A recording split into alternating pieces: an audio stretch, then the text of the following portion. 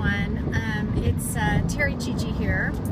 I am driving on I-10 from Tampa. I've gone up 75 and I just made the crossover, and I'm on my way to Texas. I'm driving by myself, which is, everybody's freaked out in my family, but there was just no way around it. I didn't know till this morning if I was leaving for sure. I was going to leave 2 other different days, and it ended up not happening. Anyway, long story short, there was no way Scott could time his flight to come and ride with me because it was all up in the air and he has to work, Monday. So I'm going to be doing something really different tonight, and that's spend the night in a hotel alone. I've thought about it, and I don't think I've ever done that. So that'll be interesting. And I might do a video from the hotel. I don't know. We'll see. Yeah, so I'm still, I wanted to come on while I was driving. Number one, I'm bored to death. But I will tell you something I'm doing that my husband talked me into doing, and it's really helping, except it seems to be making me a little sleepy, but I'm only driving 8 hours today and 8 hours tomorrow, so it's not huge. But anyway, or 7 and 7, I don't remember. But I stopped at Cracker Barrel and got a book on CD, and the one I bought, or got, rented, whatever you want to call it, is The Timekeeper. It is absolutely fascinating, and I am enjoying it, and I'm on disc 2 out of 3. It's very short. It's only 4 hours. But the other one I wanted was 14 hours, and I just, no. So I got a shorter one, even to see if I would like it. Normally I don't, but I did. Oh my gosh, this book is just incredible. The Timekeeper by Mitch Albom, A-L-B-O-M. I'm sure it's a short read, but if you saw it in the bookstore. Anyway, that's been fun. I got a lot of messages. Like my mom called, Scott's called, my daughter's called, whatever, and I'm fine.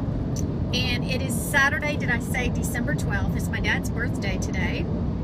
So what I wanted to get on and talk about today a little bit, really quickly, because I'm going to be out of space on my phone, is the bizarre Christmas season I'm having. I mean, it has been a whirlwind of emotions and ups and downs, and this is good and this is good and that is bad and now it's horrible and now it's okay. I mean, it's just been horrible. It's just, I don't even know. And I know that I'm going to come to a point probably after Christmas where I'm just not going to mention my personal life anymore, even though I don't get very personal. I wouldn't want to watch someone that seemed to be having a lot of trauma and drama in their life either.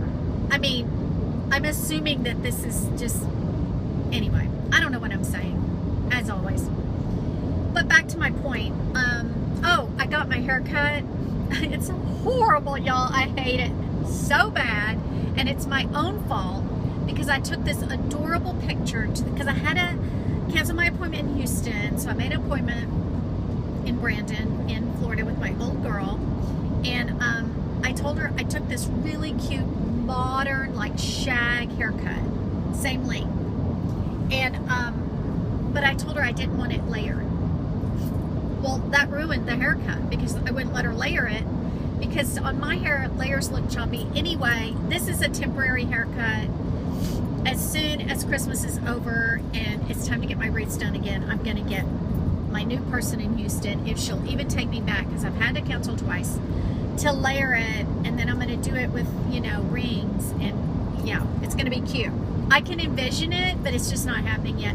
Plus, I don't have anything with me but a blow dryer and a regular brush, so I can't even get it doing anything. I grabbed Lexi's curling flat iron this morning and just turned the ends under it because it just looked like a... Anyway. Okay, back to my point. Christmas. Okay.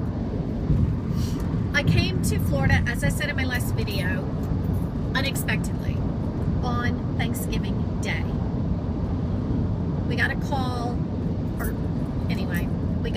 sort of, and probably 15 minutes before we were sitting down to eat. And we sat down, we ate, we went in our room, packed our bags, and we were gone within the hour. And as I said, drove all night. Then a couple, 4 days later, Scott had to fly home on, I think he flew home on that Monday after Thanksgiving, and I've been here since, and it's December 12th. It's so weird, y'all, because more pockets of goodness happened after I talked to you last time. Let me just name a few, and then the final one will be the one that kind of explains where I'm going with this. I got to decorate my grandkids and my daughter and her husband. We got to decorate their tree. I was there the night they put up their tree, so that was very special. Another thing that was just an absolute pocket of goodness, my granddaughter's 8 years old, and her and I are like this, okay? We are tight. We always have been, and it's just a special relationship, and if she gets older and acts up, I'm going to kick her butt. That's what I tell her. But anyway, she's amazing, and she's very intelligent in a way that you're like, this really isn't very good that you're so smart, because nothing gets past her. But that aside, I was sleeping in her room with her, and one night I let her stay up, and we set my iPad up in the middle of the bed and watched a movie, and her mom and dad still don't know, but that's what grandmothers do, little funny things like that. And I think I told you that I had a really good piece of news in my last video that I did not share with you yet. And it's still up in the air, but I'm going to go ahead and share it with you. There is a possibility that my daughter, Megan, Craig, her husband, and Luke and Layla, my grandkids, are moving to Texas, to Houston. He's applied for a job. He has not heard yet. He's applied for a transfer. But we spent a week, 4 or 5 days getting the house ready. The house is already on the market. Today they had their 6th showing in a week. It's been amazing. So I spent a lot of time with my granddaughter and my grandson. I did their bedrooms. I went through their bedrooms with them. We went through every toy and everything, and I totally organized. I should have taken before and after shots, but it just wasn't the time. But you would have died. It was bad. It was bad. But I was able to teach my granddaughter a skill, the skill of organization, and what does that really mean, and what does that look like, and she is thriving on it. I was there like 7 days after we actually cleaned and organized the bedroom, and to the point that not one thing in that room, not even a bobby pin, does not have everything has a place. And I kept teaching her about, when you know where everything goes, it's so much happier, it's so much nicer, it's so much better. Well, we had to get all that done because the house was going to start showing, right? So anyway, that's exciting news. But back to my granddaughter, she just thrived on it. I mean, like, we were doing, we made Christmas ornaments one night. I bought a little kit, and I don't remember where Megan and Craig went, but it was just the kids and I, and Lexi came over, and we made little Christmas ornaments. And I said, oh no, we need some scissors. And I just looked at Layla, and she goes, I know where they are. And she knew exactly, top drawer in the plastic pencil box with her crayons and markers. There's the scissors. And then she put them back. And she, over those days, I just kept reinforcing. And every day that she would walk into her bedroom, I would say, how does it feel? After school, she'd walk in, her bed was made, all her stuff was still picked up. My suitcase was put away, pretty much. And she loved it, and I put a little pink rug in front of her desk where there was a stain on the carpet, and it just looked amazing. And the pink rug was wadded up, thrown in the corner before. Under the bed is empty.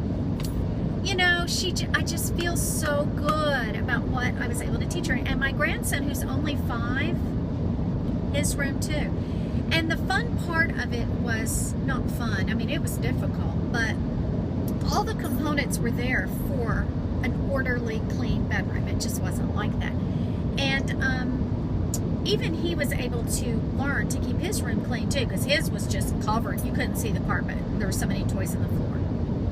But the one way, I kept thinking about the KonMari method while we were doing this, But since they're not my kids and I don't know everything that's in their room, I had to be really careful and say, you know, where did you get this? You know, if they say my grandmother made it, the other grandmother, you know, I'd say, oh, well, we have to keep this, that kind of a thing. But we went through a bunch of old costume jewelry that different people have given Layla, and she's, I don't know where it's all come from. And I would hold a piece up and she would say, I said, you want to keep that? And this is what she would say. I don't think I'm ever going to wear that, so let's pass that on to another little girl. Isn't that sweet? So we had a Goodwill pile and we had a trash pile and everything else. Everything has a place, every earring. I mean, it just, I don't know. It was pleasant to be in her sweet little room with me when I was with her. It was just so pleasant. And every morning, she would get up for school and I would still be having my coffee and I would go in and make the bed. And she actually made the bed a couple mornings. And Luke can't make his bed. It's too difficult because it's a day bed, but he learned to keep his everything picked up. I mean, it's amazing. So that was just a pocket of goodness that I just really enjoyed doing, and I felt like I was really serving a purpose, helping to get the house ready to sell and getting everything shiny. I lemon oiled, or some kind of oil, I don't even know, all the kitchen cabinets, and oh man, they were kind of getting dried out, you know. As much humidity as there is in Florida, you still have to maintain certain things. So anyway, we got the house looking like $1 million, and it is showing. So, you know, we'll see what happens. But back to the point of Christmas, really quickly. It's been a weird Christmas. When the day that we loaded up to come to Florida from Houston, I had gone shopping like a week before that. One time for about 3 hours, I'd gone Christmas shopping at an outlet mall near my home that I didn't know even existed, and it's fantastic. And I had gotten so many gifts for their family, my older daughter's family, and her, and I had already sent Lexi and Colin's gifts to them, because I was sending them a bunch of Christmas ornaments. So I had already sent their gifts, but I had the forethought when we were loading the car on Thanksgiving Day. Even though I was so upset, I ran in my office and got the bags from the outlet mall and threw them in the car. And one day when nobody was home, I went and got wrapping paper at the Dollar Tree on the corner and wrapped all their gifts. So I was productive even though I wasn't home.